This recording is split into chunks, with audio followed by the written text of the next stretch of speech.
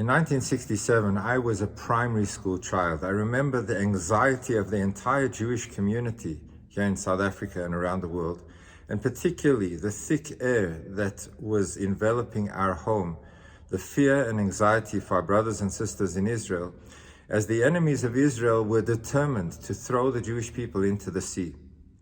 And the overwhelming odds against Israel were such that the whole world and even Israel was predicting horrific casualties, and parks were being dedicated to be cemeteries, to bury the dead.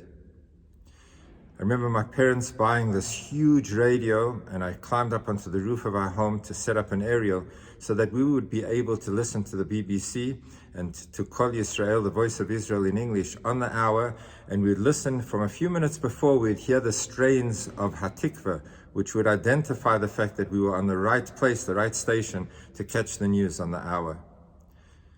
And then the first early days of the war, I remember the front page of the Star and the newspapers here in South Africa and probably around the world, predicting and recording that the enemies were marching on Jerusalem, this enterprise called Israel, this idea of having a Jewish homeland, only 19 years old at the time, was about to be over.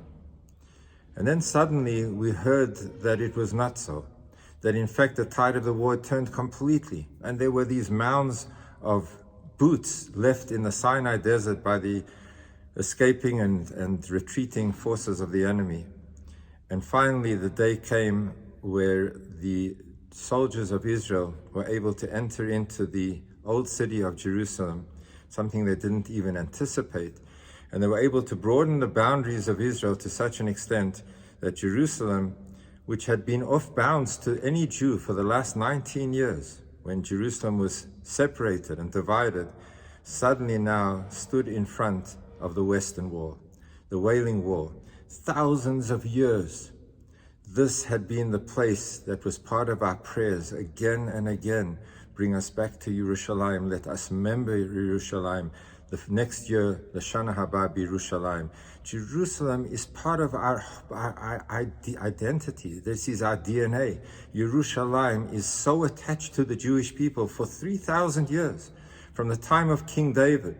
And when we stand at the Western Wall, which traces back to the Second Temple, we are standing in a place that we know our ancestors were connecting to Hashem, to God, so many thousands of years ago, before the other major religions were even thought of.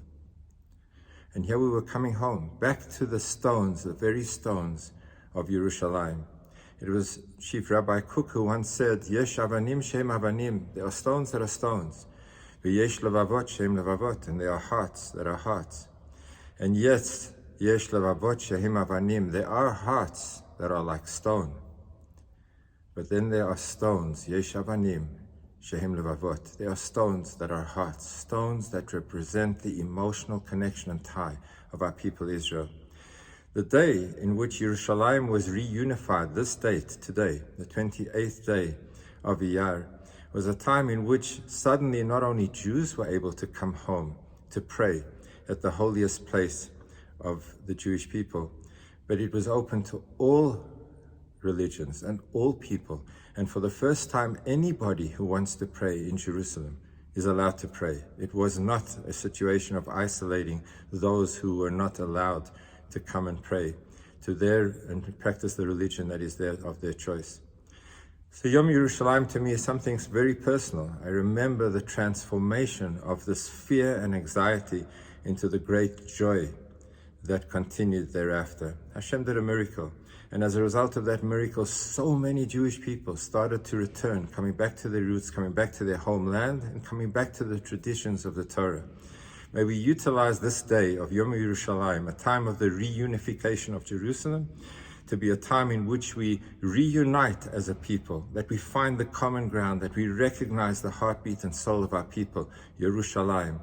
And may Hashem respond to the unity of our people by restoring Yerushalayim to its great situation as it was in times of old, where the prophet Zechariah in chapter 8 speaks about the old men and women will sit in the streets of Yerushalayim with a cane in their hands because of their old age, and boys and girls will play in the streets of Jerusalem.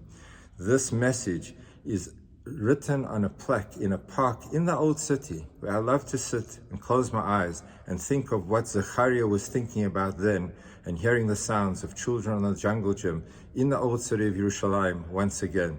May Hashem bring peace, may Hashem bring unity, and may Hashem bring the restoration of Yerushalayim with the coming of Mashiach.